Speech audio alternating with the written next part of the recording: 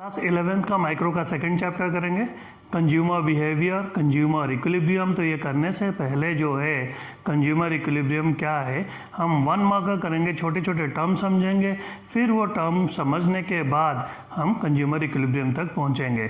तो जो सबसे इम्पोर्टेंट टर्म है जो MCQs 1 मार्कर में पूछेंगे, एक लाइन या MCQs में आएगा, पहले वो करेंगे।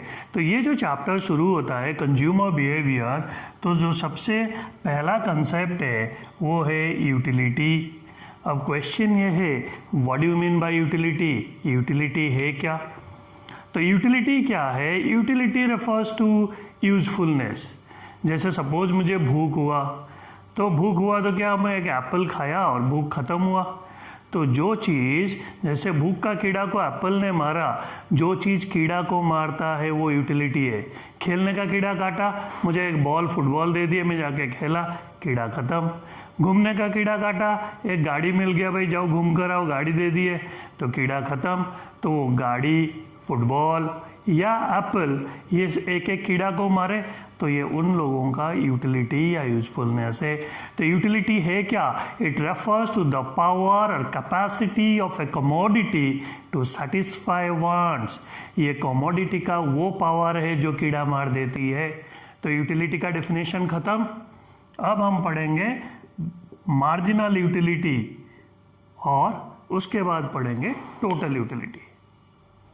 तो ये मार्जिनल यूटिलिटी पढ़ाने से पहले, क्योंकि इकोनॉमिक्स में ये मार्जिनल वर्ड बहुत इम्पोर्टेंट है। ये बहुत इम्पोर्टेंट क्यों है भाई? बहुत इम्पोर्टेंट इसीलिए है, ये मार्जिनल बार बार तुम्हारे ज़िंदगी में आएगा इकोनॉमिक्स पढ़ते वक्त। कैसे? क्योंकि इकोनॉमिक्स में आप इस चैप्टर में आप लोग पढ़ोगे मार्जिनल यूटिलिटी, फिर एक चैप्टर कॉस्ट है वहाँ पे पढ़ोगे मार्जिनल कॉस्ट, फिर एक चैप्टर रेवेन्यू है वहाँ पे पढ़ोगे मार्जिनल रेवेन्यू, फिर एक चैप्टर जो पहला इंट्रोडक्शन का हम करे थे जिसमें प्रोडक्शन पॉसिबिलिटी कर्व काट दिए सिलेबस से इस साल 2020 में, तो वहाँ पर था मार्जिनल अपॉर्चुनिटी कॉस्ट। उसी तरह ये तो माइक्रो हो गया, मैक्रो में भी ये पीछा नहीं छोड़ता, तो मैक्रो में भी मार्जिनल बार बार आएगा। कैसे? Marginal propensity to consume, marginal propensity to save.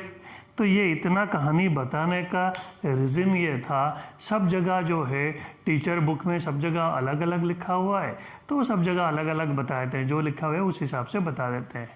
तो भाई इतना मेहनत क्यों करें? हम एक ही चीज़ पढ़ते हैं, कंसेप्ट को समझते हैं और सब जगह वही सेम चीज़ को चिपेंगे।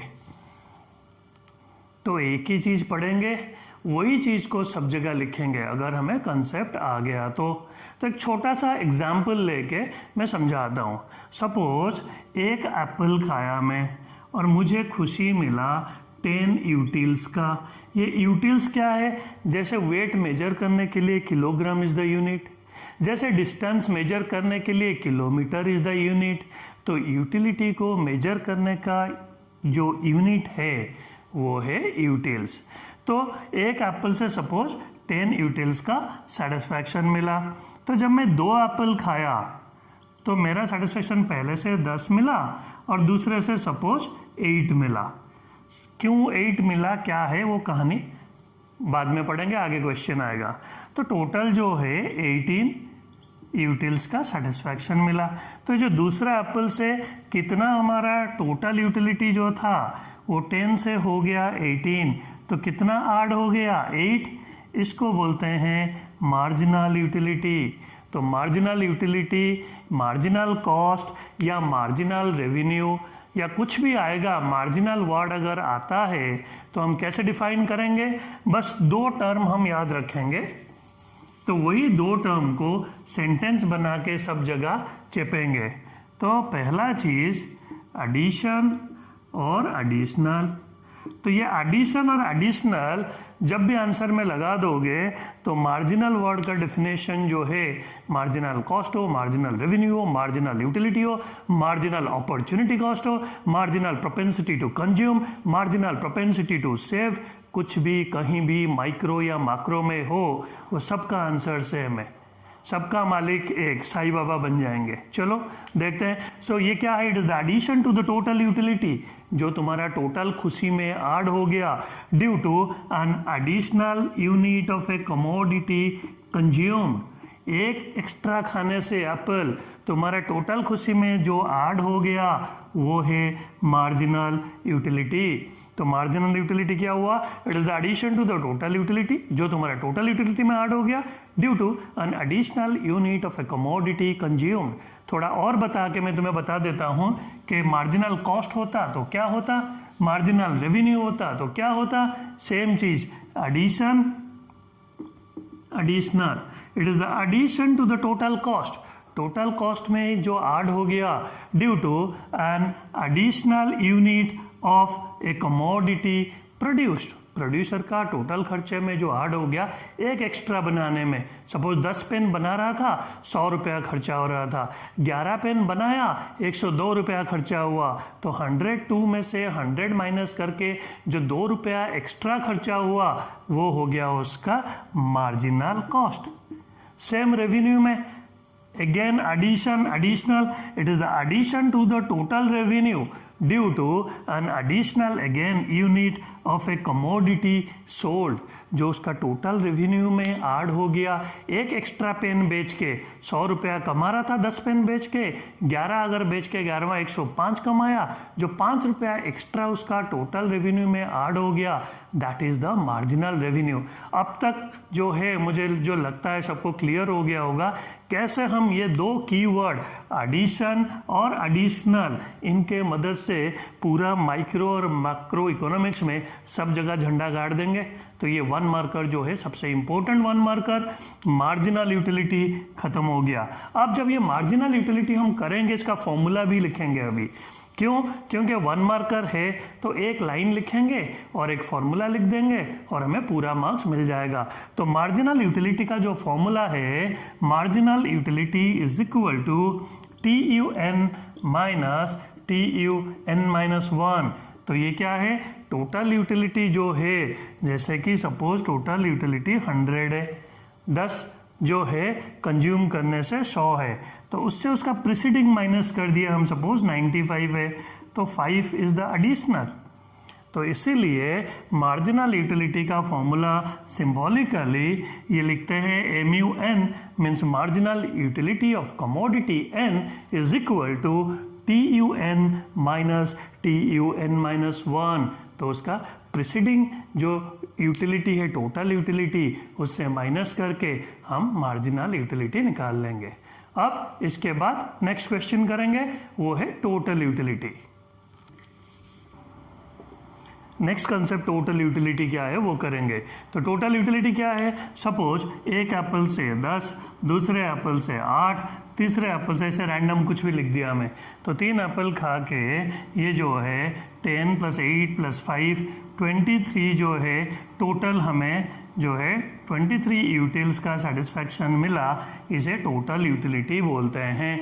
तो टोटल यूटिलिटी मतलब हर यूनिट से जो मिलता है उसको प्लस कर दो। तो टोटल यूटिलिटी इसी को हम डेफिनेशन में लिख देंगे। टोटल यूटिलिटी क्या है? It is the sum of all the marginal utilities. Total utility मतलब जितना सारा मार्जिनल यूटिलिटी था सबको जोड़ दो, you will get total utility. तो फॉर्मूला क्या होगा? TU is equal to MUN plus MUN plus 1 so on. तो टोटल यूटिलिटी 1 मार्कर हमारा हो गया। नेक्स्ट जो पढ़ेंगे हम, law of diminishing marginal utility. तो ये करेंगे हम, ये 3 मार्कर या 4 मार्कर, अभी तक 1 मार्कर चल रहा था।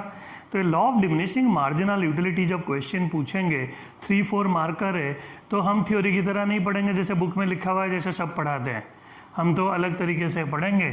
4 मार्क है तो भाई 4 चीज़ें क्या लिखेंगे जिससे हमें पूरा मार्क्स मिल जाए।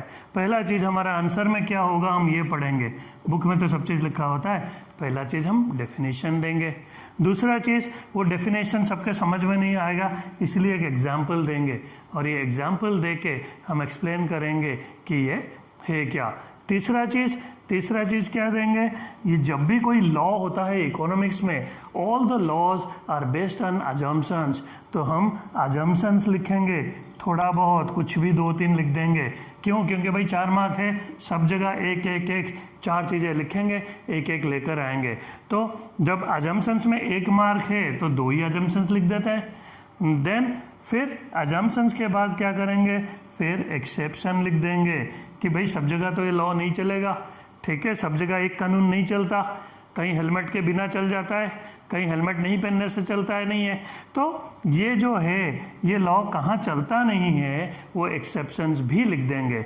So this is all about law of diminishing marginal utility. हम क्या लिखेंगे पहले ये सोच लेंगे तो हमसे कुछ छूटेगा नहीं तो बच्चे क्या करते हैं, भर के 1.5 पेज आ जाएंगे, इनमें से कोई एक चीज़ मिसिंग होगा, तो कोई एक चीज़ मिसिंग है तो 1 मार्क उनका खा जाएंगे हम।